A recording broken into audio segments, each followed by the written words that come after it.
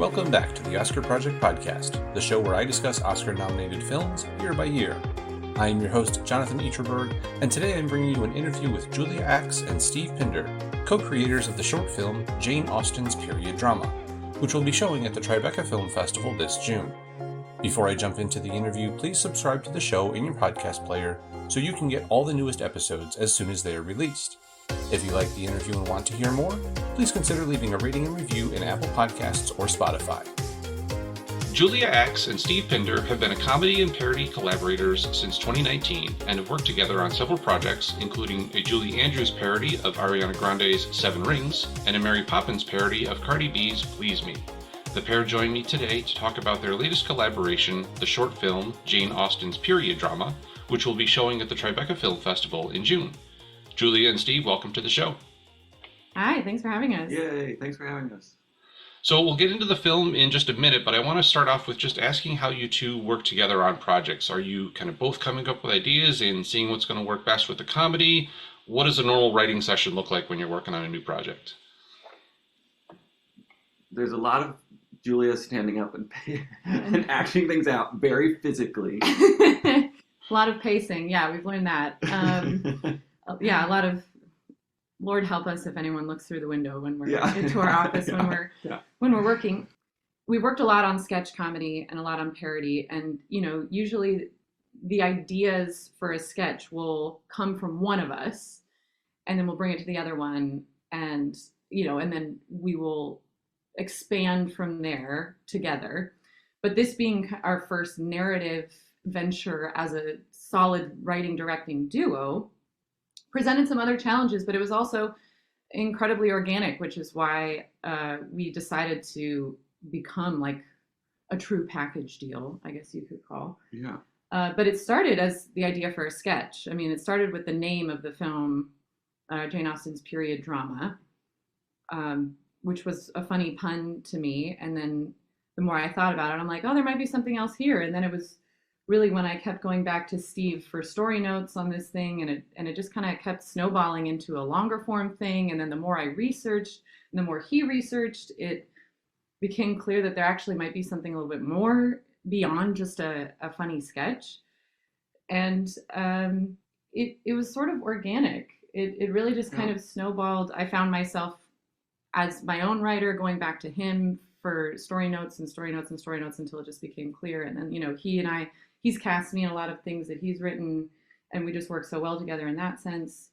It's a lot of it's a lot of play and a lot of just what's making us laugh and how do we shape that into a story. Yeah, and I think one of the joys of working on comedy with someone else is like when you're writing, sometimes we have really weird ideas, and when you're writing alone, you're like, oh, that's funny. And then you're like, wait, but will anyone else ever think this is funny? Right, or is it just me alone in a vacuum in a room? And so when we write together, it's a lot of laughter. It's a lot of, we both have a concern for craft. We both have a love of cinema. We both we've learned see the same film as we're writing it. And I would say like 95% of the time, which makes the process just a joy because you're not trying to convince each other of anything too hard ever. It's very natural. Excellent. Well, getting into the film itself, I thought it was hysterical. I was laughing all the way through. But what was the idea behind putting this frank discussion about menstruation in the setting of that Jane Austen period 200 years ago or so? Oh boy. I think part of it is we just love that period and that genre of film.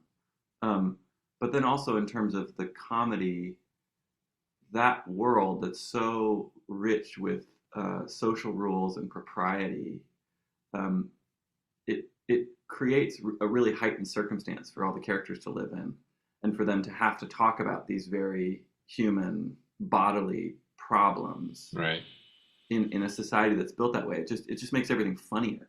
And so you can sort of comment on, it makes it easy for us to comment on what's happening in our modern day world in a way that stands in relief. And we obviously, like you said, have a fondness for parody and taking familiar genres or familiar tropes and kind of flipping them on their heads.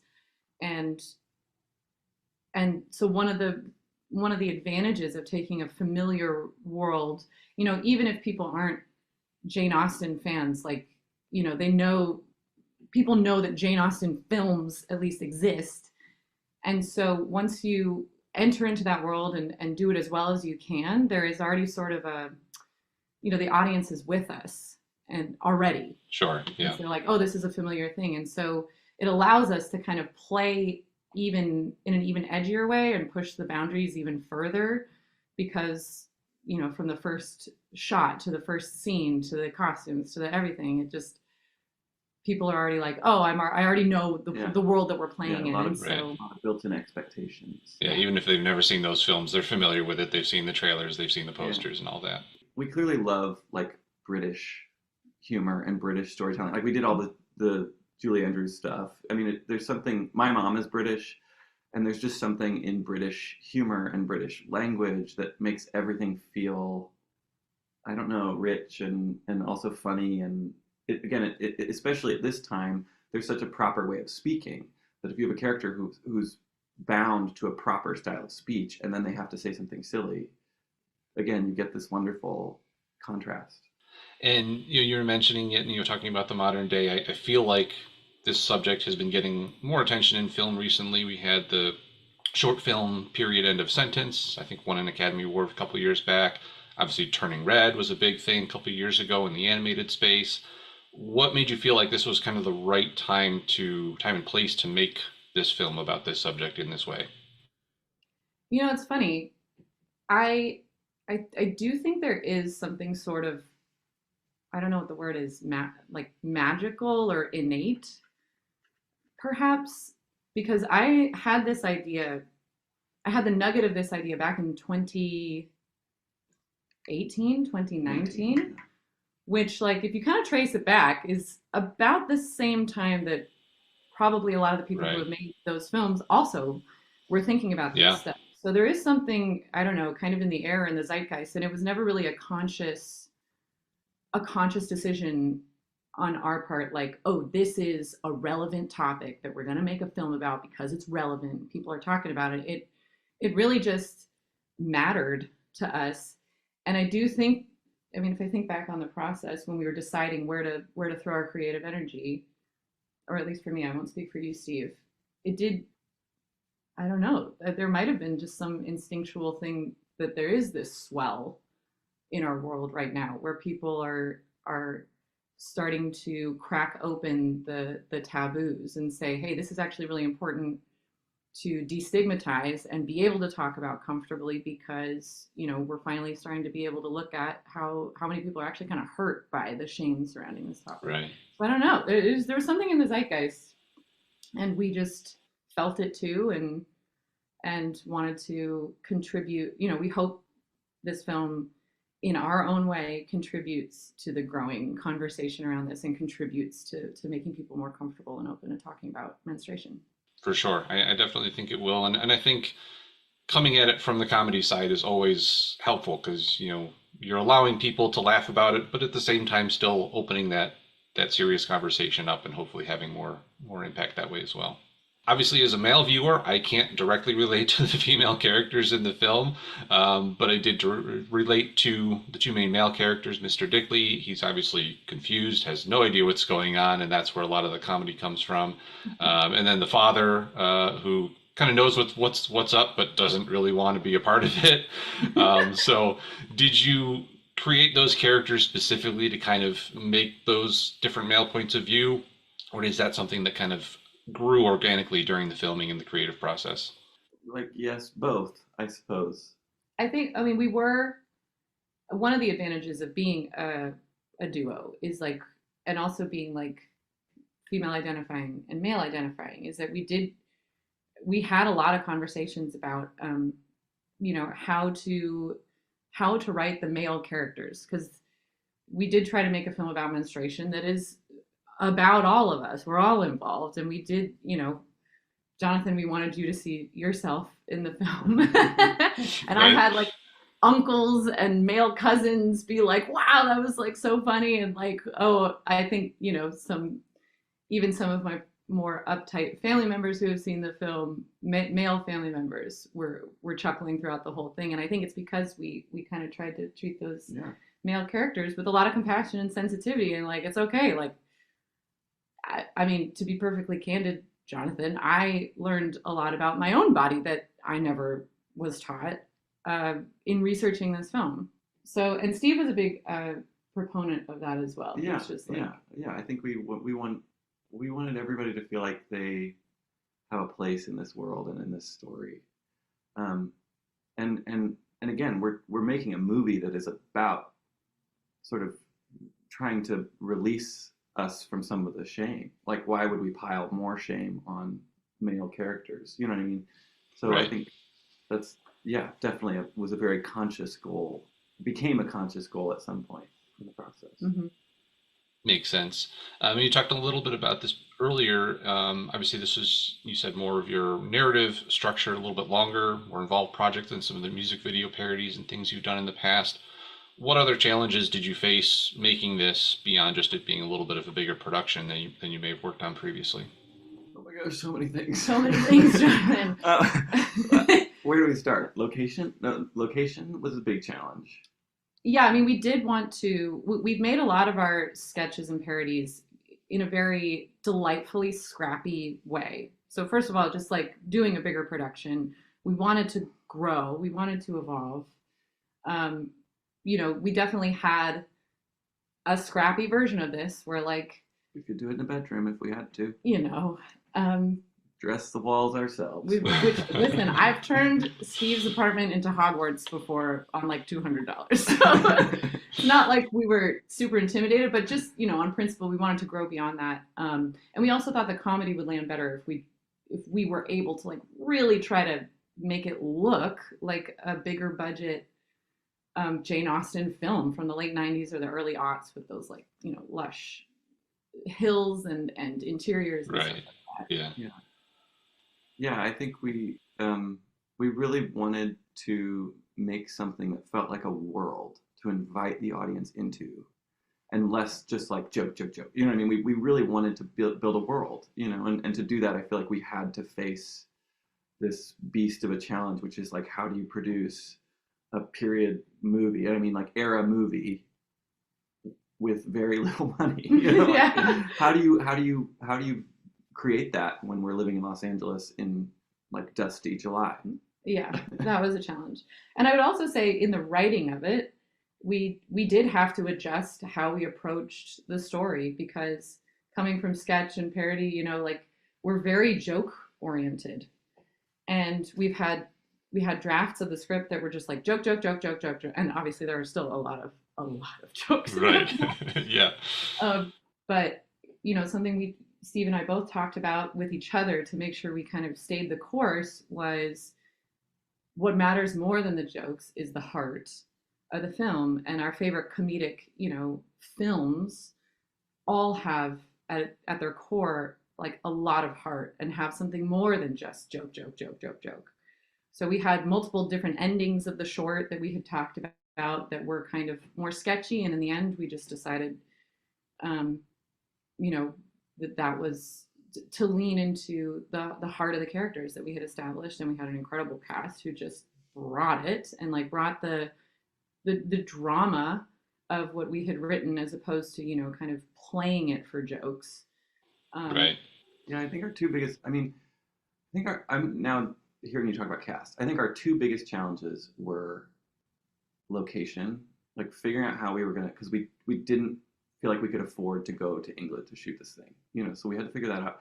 And casting. It was like, how do we pull together the team, the right group of people who have the right set of skills? None of these actors were British. They're all American actors. So they had to have a competent British accent.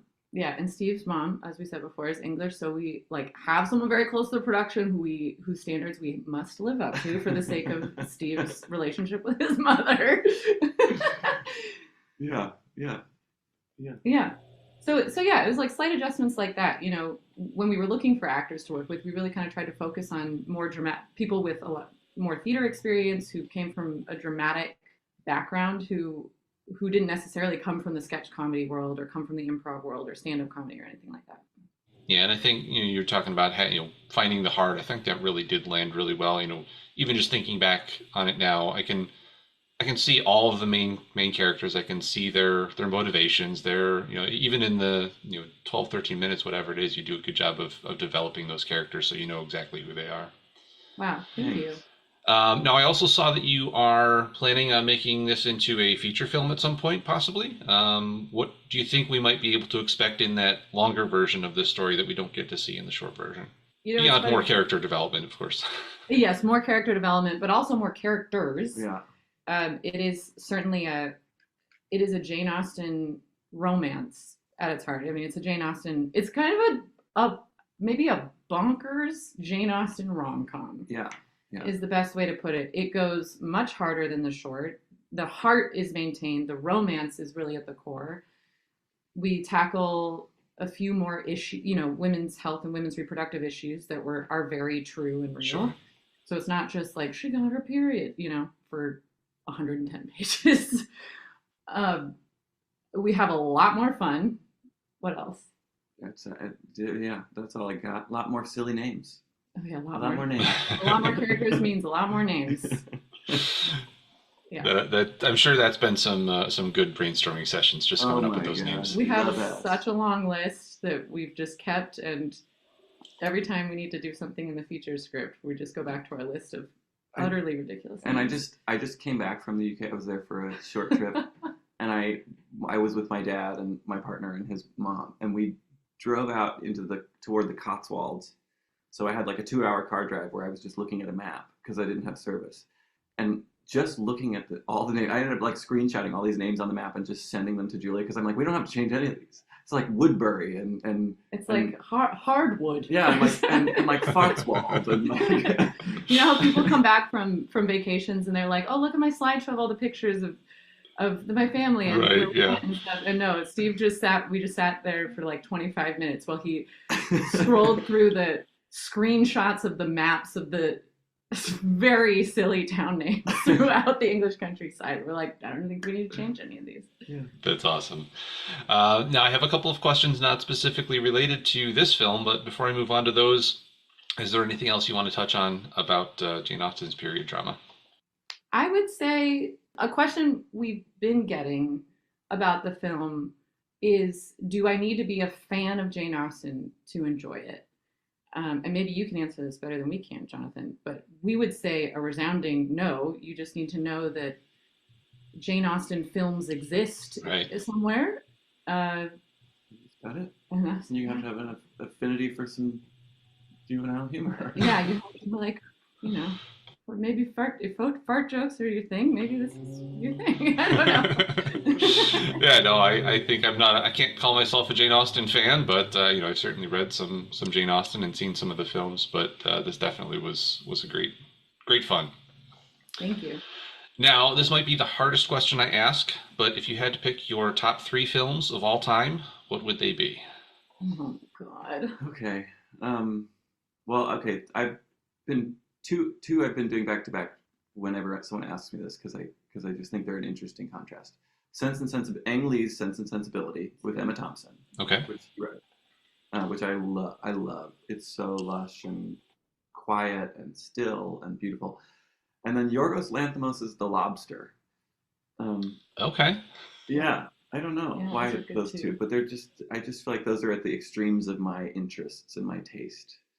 You need a third. Oh, a third. Oh, right. Now, I'll say Guilty Pleasure, another Hugh Grant movie, Notting Hill. Yeah, Notting Hill. Why Hugh Grant is in 2 of my top 3? That's a little weird. Well, we'll unpack that later. I always have a hard time with this question because, it's like, do you mean the top 3 films that I think are the best films of all time, or the top 3 films that if I were stuck on a desert island, I would love to rewatch over and over again? And I think I'm going to answer the latter of those 2, perhaps. I would say Moonstruck is something I will rewatch Wow. any day. Wow. With Cher and Nicolas Cage, in my opinion, both of their best performances. I thought you said Sharon Nicholas Cage. No, Cher. His first name was Sharon. Yeah, Cher and Jessica and Nicolas Cage is his given name. Cher and Nicolas Cage. And I love John Patrick Shanley's writing. I grew up on a lot of animated features, and I attribute my comedic sensibilities to probably mostly The Emperor's New Groove, which is also a forever rewatch for me. And to run the gamut, maybe Possession. Whoa. Okay. Good spread there. Yeah, I love the energy in the You would take cinematography. that one to a desert island? I would. You know what I want to, because it's really stimulating to me. It's one of the best examples of a feeling translated through the medium of film. You're like, wow, I'm really relaxed on this desert island by myself. Yeah, I want to watch Possession. Fuck my shit up. Can I curse? I don't know if I... That's fine, yeah. Now, a similar question, but a little bit different side of it. If you could invite any 3 movie characters to your next dinner party, who would they be? Does everyone go really silent when you ask these questions? Either really silent, or they just kind of stare up at the ceiling in thought for a few minutes. I'm like dissociate. Okay. Like, how do I even choose? Okay, this is such a weird one, but we just went to see it last night at Idiots. What'd you see? Serial Mom. John Waters' Serial Mom. So Beverly Sutphin, I would never have known her name if we hadn't seen it last night, but Beverly Sutphin is the murderous mother. Played by, what's her name? Kathleen Turner. Kathleen Turner. Oh my God. We saw it last night. Just luminous. Like, just incredible. Luminous and just so unhinged. So I'm going to build a table of luminous women, and only one of them is going to be unhinged. So that, okay. Because she, like, in that, have you seen that a movie, dinner Jonathan? table. Yeah, a long time ago, yeah. She, like, kills people for being impolite, basically. So Beverly Sutphin, and then Eleanor Dashwood from Sense and Sensibility. Solid. That would make an interesting pairing at a dinner table. Yeah, and also hopefully Eleanor wouldn't get killed. and Maria von Trapp from Sound of Music, which is like partly a cheat because I don't really care that much about Maria von Trapp, but I'd love to meet Julie Andrews. Well, I do what I can for you. Yeah. I think, I've been diving into the work of Elaine May recently, and I think Charles Grodin's character from The Heartbreak Kid, who is just insufferable. Yeah, he would get killed if we were at the same Solid. table. Okay, I'm down for that. I would invite him. Let's have the same table. So Okay. we're hosting the same dinner party. Sounds good, yeah. Just to add to make him feel more out of place, maybe Thelma and Louise. Oh, wow. Wow. Wow, that guy is getting deaded. Yeah, he's gone. Getting roasted from every angle there at that party. Yeah. Poor guy. Yeah, anyway. poor guy. I like it. That's a good one. That's a good one for sure.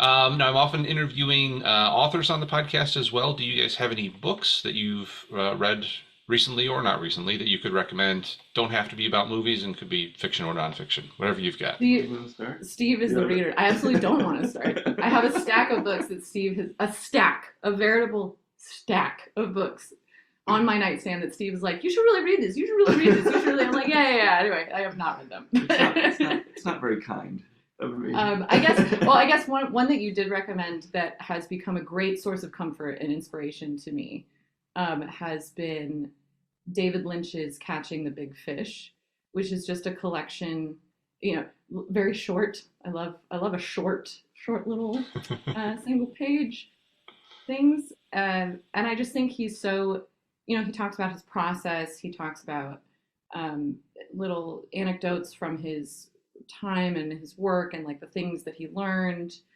And I really enjoy his spirit and his artistry.